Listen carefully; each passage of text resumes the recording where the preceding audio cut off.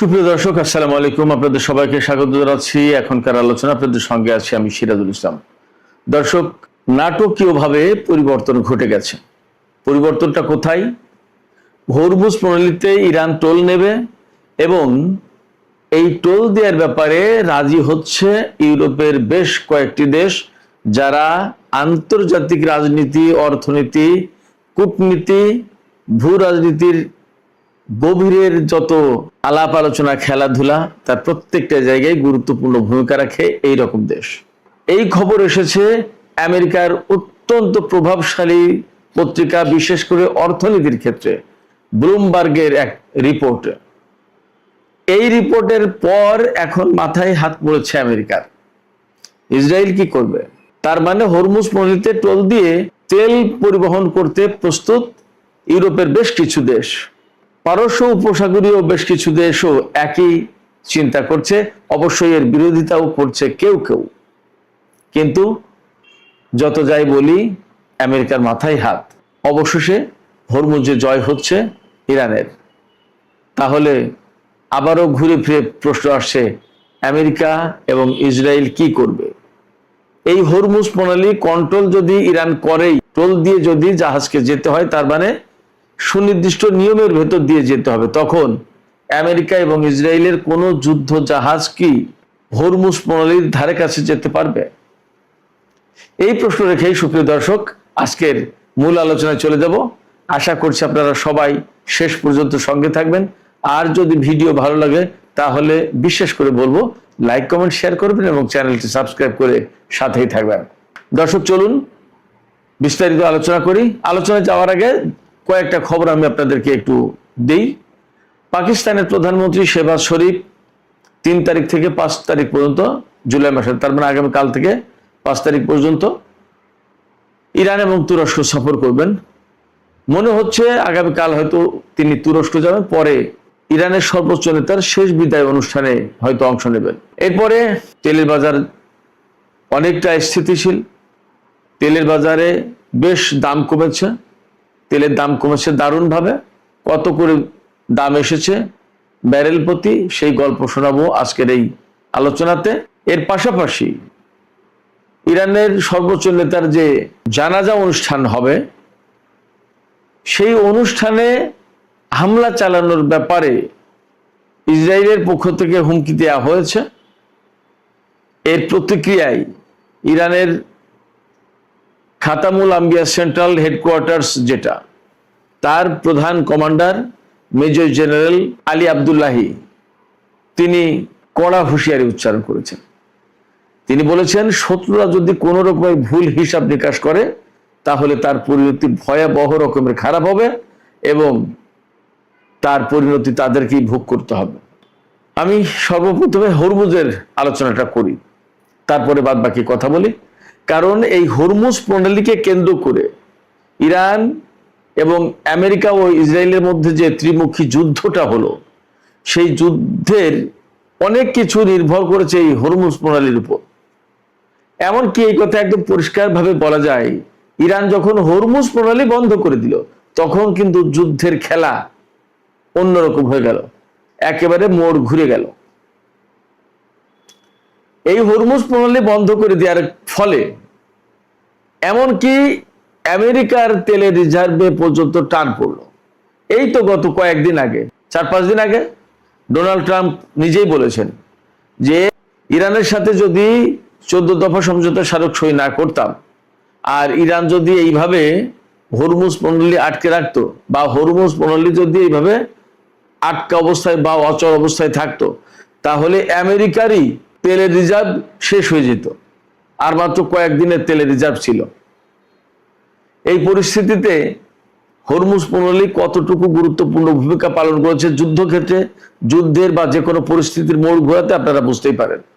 সেই হরমুজ প্রণালীর ব্যাপারে ইরান বারবার বলে আসছে যে আর কখনো হরমুজ প্রণালী আগের অবস্থায় ফেরত যাবে না। তার মানে হরমুজ প্রণালীতে যে নিয়ন্ত্রণ আমরা আরোপ করেছি, এই নিয়ন্ত্রণ থাকবেই এবং এখানে ফি দিয়ে, টোল হোক আর ফি হোক, যাই হোক, সার্ভিস চার্জ যাই বলি, এই টাকা দিয়ে, অর্থাৎ ডলার দিয়ে বা অর্থ দিয়ে জাহাজ পারাপার করতে হবে। ডলারের পরিমাণ কি, এক একটা জাহাজ কত করে দেবে, এবং এই পরিস্থিতিতে কারা কিরকম ভাবে কি প্রতিক্রিয়া জানাচ্ছে আমি বিস্তারিত বলবো, জাস্ট আপনারা একটু অপেক্ষা করুন, শুনতে থাকুন। প্রতি জাহাজ থেকে ইরান $2 মিলিয়ন নেবে, তার মানে $20 লাখ। প্রতিদিন যদি 100টি জাহাজ চলাচল করে হরমুজ প্রণালী দিয়ে, তাহলে কত কোটি ডলার প্রতিদিন, প্রতি মাসে কত, আর প্রতি বছর কত, আপনি ভাবেন। বিপুল অঙ্কের অর্থ ইনকাম করবে এই হরমুজ প্রণালী থেকে ইরান। তার মানে এই যুদ্ধ করতে এসে আমেরিকা ইসরায়েল তারা তো বিপদে পড়েছেই, তাদের প্রচুর পরিমাণে অস্ত্র মারাত্মকভাবে ক্ষয়ক্ষতির মুখে পড়েছে। আমি একদিন আলাদা একটা ভিডিওতে বলবো আমেরিকা কি কি কৌশলগত অস্ত্র হারিয়েছে, খুব শর্ট টাইমে আসবে ইনশাল্লাহ। তো এই হরমুজ প্রণালী যা কখনো ইরান কন্ট্রোল করতো না, সেই হরমুজ প্রণালী এই যুদ্ধের কারণে ইরান কন্ট্রোল করা শুরু করলো। তার মানে ইরান আমেরিকাকে শাস্তি দিতে এসে এখন নিজেই শাস্তির মুখে। তো এই বিপুল পরিমাণ অর্থ হরমুজ প্রণালী থেকে ইরান আয় করতে পারবে।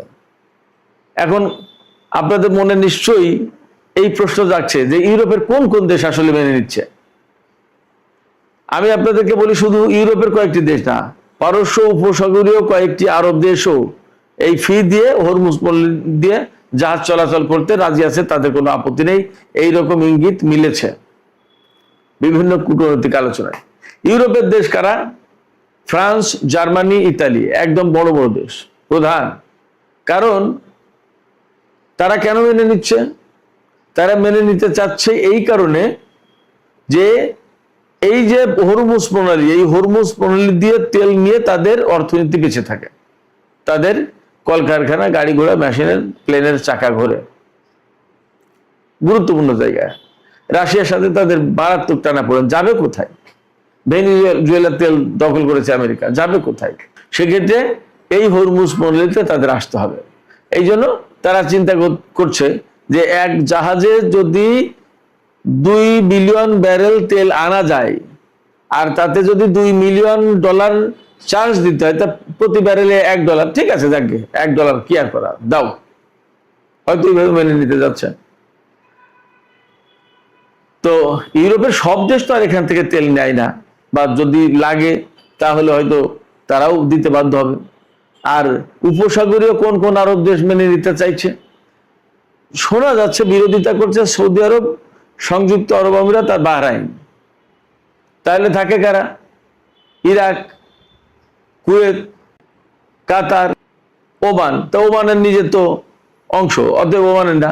তাইলে কুয়েত, কাতার এবং ইরাক, এই 3 দেশ মেনে নিতে প্রস্তুত। বাস্তবতা হচ্ছে যখন ইউরোপের কিছু দেশ মেনে নেবে, যখন আরব কিছু দেশ মেনে নেবে, তখন সৌদি আরব, সংযুক্ত আরব আমিরাত এবং বাহরাইন তাদের বিরোধিতা করার কোনো প্রয়োজন বা সুযোগ বা অর্থ থাকবে না। হয় তাদেরকে বিকল্প করে ব্যবস্থা করতে হবে হরমুজ প্রণালী বাদ দিয়ে, আর না হলে হরমুজ প্রণালী দিয়ে যেতে হলে টোল তাদেরকে দিতেই হবে। এবং সংযুক্ত আরব আমিরাত এরই মধ্যে তো আমরা একদিন একটা ভিডিও করেছিলাম যে $3 বিলিয়ন নগদ বিমানে করে দিয়ে এসছে ইরানের সাথে সুসম্পর্ক চাই, দরকার নেই ঝামেলায়। আবার ইসরায়েল, আমেরিকা, ভারতের সাথে সে তলে তলে সম্পর্ক করে, সেটা ভিন্ন জিনিস। কিন্তু হরমুজ প্রণালী ব্যবহার করতে গেলে ইরানকে টোল দিতে হবে, ওমানকে টোল দিতে হবে। তারা 2 দেশ একমত। এ ব্যাপারে কমিটি গঠন হয়েছে এবং ইরান গতকালকে একদম পরিষ্কার করে ঘোষণা করেছে, সে তো আপনারা জানেন, যে এই হরমুজ প্রণালী ব্যবহার করতে হলে টোল দিতে হবে এবং টোল ইরান নেবে, তা জোর করে হলেও।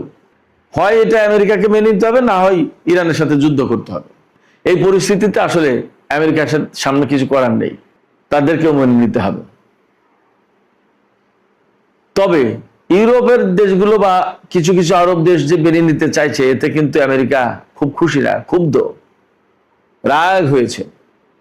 রাগ হয়েছে কেন? রাগ হয়েছে এই কারণে যে এই হরমুজ প্রণালী নিয়েই তো এত কিছু। সবচেয়ে বড় টানাপোড়েন দিন দরবার তো এখন হরমুজ প্রণালী নিয়েই চলছে ইরানের সাথে আমেরিকার।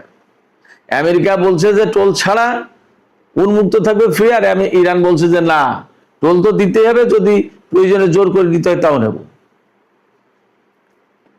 এই জায়গায় যখন ইউরোপের গুরুত্বপূর্ণ দেশ ফ্রান্স, জার্মানি, ইতালি তারা মেনে নেবে, আরব দেশ কুয়েত, ইরাক, কাতার তারা মেনে নেবে, তখন আমেরিকার আসলে খুব বেশি কিছু করা থাকবে না, বাকিদেরও মেনে নিতে হবে। এই জায়গায় আর একটা বিপদে পড়বে ইসরায়েল। যখনই টোল সিস্টেম হবে তখনই তো সেখানে একটা গেট কিপিং হবে, যে এই রুটে যাও, এই রুটে আসো, এবং কোন জাহাজ যাচ্ছে, কোন জাহাজ যাবে, কোন জাহাজ যাবে না, কোন জাহাজ কোন কারণে যাচ্ছে, অনেক কিছু মনিটর করবে ইরানে একদম সোজা। তখন ইসরায়েলের কোনো জাহাজ এই হরমুজ প্রণালীতে ঢুকতে পারবে না। এটা ইসরায়েলের জন্য অনেক বড় ঝামেলার কারণ হয়ে যাবে। সেক্ষেত্রে ইসরায়েল আপাতত হরমুজ প্রণালী বঞ্চিত হয়ে গেল, এতে কোনো সন্দেহ নেই। নাম্বার 1। নাম্বার 2, আমেরিকার কোনো যুদ্ধ জাহাজ সম্ভবত এই হরমুজ প্রণালীতে যেতে পারবে না। কারণ আমেরিকা অস্ত্র আনবে কার বিরুদ্ধে? সেই অস্ত্র ব্যবহার করবে সৌদি আরবের বিরুদ্ধে, কাতারের বিরুদ্ধে, কুয়েত, ইরাক কারোর বিরুদ্ধে না।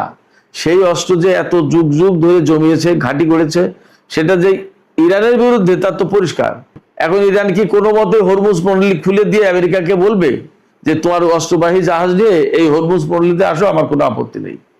এই সুযোগটা ইরান দেবে না। তাহলে আমেরিকা এবং ইসরায়েলের জন্য এই হরমুজ প্রণালীতে টোল সিস্টেম বসানো অনেক বড় সমস্যার কারণ। কিন্তু সম্ভবত তাদের কিছু করার নেই, কারণ যুদ্ধে যেহেতু তারা জিততে পারেনি, অতএব তাদেরকে ইরানের কথা শুনতে হবে, কারণ ইরান বিজয়ী শক্তি এখানে, এটা বাস্তবতা। এখানে ইরান বলছে যে আমরা যে টোল নেব সেই টোল মূলত 3টা খাতে ব্যয় করতে চাই, বা 3টা খাতের কারণে 3টা খাত দেখি আমরা টোলটা নেব। একটা হচ্ছে হরমুজ প্রণালীর দূষণ নিয়ন্ত্রণ করা, আর একটা হচ্ছে নৌপথ রক্ষণাবেক্ষণ, এগুলো ঠিকঠাক রাখা, নিরাপদ নৌ চলাচলের জন্য একটা সেবা সার্ভিস চার্জ, এই হিসেবে এই 3টা খাতে টাকাটা নেওয়া হবে। এদিকে হরমুজ প্রণালী নিয়ে তো আমরা বেশ লম্বা একটা আলোচনা করলাম।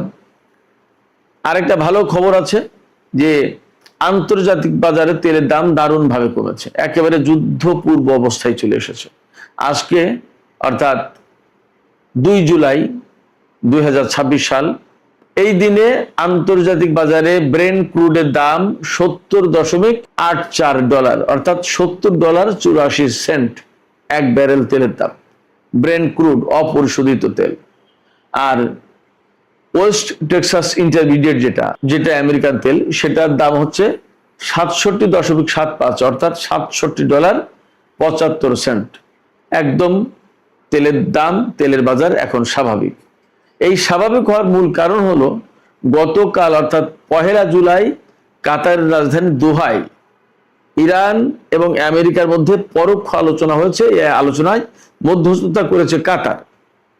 তো সেই আলোচনায় ইতিবাচক অগ্রগতি হয়েছে বলে কাতার জানিয়েছে। তো ইতিবাচক অগ্রগতি হওয়ার ব্যাপারে কি কি তথ্য পাওয়া যাচ্ছে? আমরা যতদূর জানতে পারছি, ওই যে ইরানের আটকে থাকা অর্থ ছাড় করা, সেই অর্থ ছাড় করার ব্যাপারে আলোচনায় অগ্রগতি হয়েছে। আরো কিছু কিছু ব্যাপারে অগ্রগতি হয়েছে, কিন্তু আপনারা এটা নিশ্চিত থাকুন, গতকাল দোহায় কিন্তু কোনো মতেই পরমাণু ইস্যুতে আলোচনা হয়নি। যাই হোক সুপ্রিয় দর্শক, আমি শুরুতেই আরো কিছু খবরের কথা বলেছিলাম, যেমন সর্বোচ্চ নেতার জানাজা অনুষ্ঠানে ইসরায়েল হামলা চালাতে পারে এমন হুমকি দিয়েছে বা আশঙ্কা করা হচ্ছে। সেই জায়গায় খাতামুল আম্বিয়া সেন্ট্রাল হেডকোয়ার্টার্সের যে কমান্ডার মেজর জেনারেল আলী আব্দুল্লাহি, তিনি বলেছেন শত্রুরা যদি কোনো রকমের ভুল হিসাব নিকাশ করে তাহলে তার কঠোর জবাব দেওয়া হবে এবং তারা পরিণতি ভোগ করবে। এখানে একটা বিষয় আমি শুধু আপনাদের কাছে বলি, যে জানাজার অনুষ্ঠানে কেউ হামলা করার কল্পনা বা পরিকল্পনা বা হুমকি করতে পারে বা দিতে পারে, এটা আসলে ভাবাটা খুব একটা কঠিন ব্যাপার। তবে এটা ঠিক যে সেখানে অর্থাৎ জানাজার অনুষ্ঠানে বিশ্বের বহু সাংবাদিক, কূটনীতিবিদ, রাজনীতিবিদ, বহু সমাজকর্মী, মানবাধিকার কর্মী আসবে, পাশাপাশি ইরানের সাধারণ জনগণ থাকবে, বিরাট বিশাল সমাবেশ হবে, তাতে কোনো সন্দেহ নেই। লাখ লাখ কোটি কোটি মানুষের সমাবেশ হওয়ার কথা। এরপরেও যদি ইসরায়েল বা আমেরিকা কোনো রকমের ভুল করে তাহলে তারা বিশ্বে ভয়ঙ্করভাবে নিন্দিত, ধিকৃত হবে এবং ইরান অবশ্যই মারাত্মক রকমের একটা প্রতিশোধ দেবে, তাতে কোনো সন্দেহ নেই। ইরান কিন্তু গতকাল বলেছে যে তারা সর্বোচ্চ নেতার প্রাণহানি বা শাহাদাতের তারা কিন্তু প্রতিশোধ নেবে, বদলা নেবে। তো সেক্ষেত্রে ইরান একেবারে সহজে ছেড়ে দেবে এটা ভাবার কোনো কারণ নেই। এদিকে আরেকটি খবর বলেছিলাম যে পাকিস্তানের প্রধানমন্ত্রী শাহবাজ শরীফ তিনি ইরান এবং তুরস্ক সফরে যাচ্ছেন। ইরান সফরে প্রধানত যাচ্ছেন ইরানের সর্বোচ্চ নেতার জানাজা অনুষ্ঠানে যোগ দিতে, পাশাপাশি তুরস্ক যাচ্ছেন। সম্ভবত ইরান, তুরস্ক, পাকিস্তান, সৌদি আরবে যে আঞ্চলিক একটা সহযোগিতামূলক বলয় গড়ে ওঠার সুযোগ বা সম্ভাবনা তৈরি হয়েছে, এই বিষয় নিয়ে হয়তো তিনি নিজেই মাঠে নামছেন, আরো কাজ এগিয়ে নেওয়ার প্রশ্ন আছে সম্ভবত। এছাড়া ইরানের সাথে আমেরিকার যে কূটনৈতিক প্রক্রিয়া চলছে, সংলাপ চলছে, সে সমস্ত ব্যাপারেও হয়তো আলোচনা থাকবে। তো দেখা যাক আগামী দিনগুলো কিভাবে কতটা সফলতা আসে শান্তির পথে। তবে আমি সবসময় বলি যে আমেরিকা, ইসরায়েল যেহেতু তারা এখনো পর্যন্ত ইরানের বিরুদ্ধে হুমকি দিচ্ছে মাঝে মাঝেই, সেক্ষেত্রে আসলে শান্তির পথটা যে খুব সহজ হবে এটা ভাবার সুযোগ নেই। তবে আমরা কিন্তু শান্তি চাই, এতেও কোনো সন্দেহ নেই। সুপ্রিয় দর্শক, এখনকার আলোচনা এখানেই শেষ করতে চাই। আলোচনা শেষের আগে আপনাদের কাছে আমার জানার আছে, আপনাদের মতামত আমি জানতে চাই। আপনারা কি মনে করেন এই যে হরমুজ প্রণালীতে টোল আরোপের ব্যাপারে যে ইরান তাদের পরিকল্পনার কথা এবং তাদের অবস্থান ঘোষণা করেছে, আপনারা কি মনে করেন শেষ পর্যন্ত আসলে বিশ্ব ইরানের কাছে বা ইরানের এই অবস্থান মেনে নেবে? আপনাদের কাছে কি মনে হয়? আপনাদের মতামত কমেন্টে জানাতে পারেন। আর ভিডিও ভালো লাগলে আপনারা অবশ্যই লাইক, কমেন্ট, শেয়ার করবেন এবং চ্যানেলটি সাবস্ক্রাইব করে সাথেই থাকবেন। দর্শক, আপনারা সবাই অনেক অনেক ভালো থাকুন। আল্লাহ হাফেজ।